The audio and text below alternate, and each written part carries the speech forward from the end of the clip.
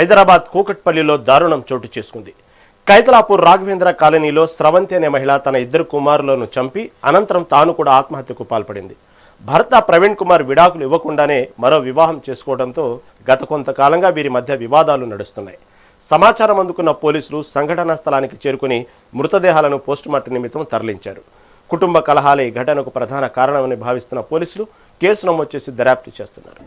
Kukatpally police station కు dial 100 call వచ్చింది. ఇట్లా కైతలాపూర్ విలేజ్ లో ఒక మహిళ 2 కుమారులతోటి ఆత్మహత్య చేసుకుని చనిపోయినట్టు మాకు ఇన్ఫర్మేషన్ రాగానే కూకట్పల్లి ఇన్స్పెక్టర్ సుబ్బారావు గారు తమ టీం తీసుకుని ఇమీడియట్ గా ఇక్కడికి వచ్చి చూడంగా వాళ్ళిద్దరు కూడా పిల్లలు, అదేవిధంగా వాళ్ళ లేడీ చనిపోయి ఉన్నది. ఇక్కడ పూర్తిగా వివరాలు తెలుసుకుంటే ఇతను బోడా ప్రవీణ్ అని, ఇతను 31 years. ఇతని యాక్చువల్గా నేటివ్ ఆఫ్ చెన్నారావుపేట మండల్ మాణిక్యం తండ అనే విలేజ్ ఉన్నది. అక్కడ ఆ విలేజ్ లో ఇతను లాస్ట్ 13 years బ్యాక్ అదే మండల్ సంబంధించిన 16 చింతల తండ సంబంధించిన ఒక శ్రావంతి అనే అమ్మాయిని పెళ్లి చేసుకోవడం జరిగింది.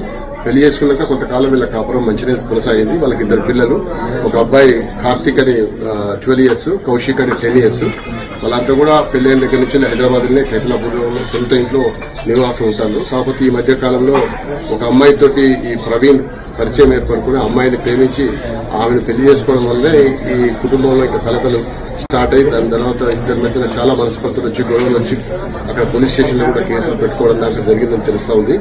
అయితే ఈ క్రమంలోనే ఒక 4 days బ్యాక్ మళ్ళీ గొడవ పెట్టుకుని ఆమె వాళ్ళ తల్లిగారింటికి వెళ్ళిపోయినట్టు, వెళ్ళిపోయిన తర్వాత ఇద్దరు కూడా నిన్న వాళ్ళ భార్య దగ్గర పోయి అక్కడ పెద్ద మనుషుల సమక్షంలో మాట్లాడుకుని అమ్మాయిని మంచిగా చూసుకుంటారని తీసుకొచ్చిన తర్వాత నిన్న సాయంత్రం 4 o'clock ఇక్కడికి వచ్చిన తర్వాత నైట్ ఏం ఇష్యూ అయిందనేది ఇంకా వెరిఫై చేయాల్సి ఉంటుంది.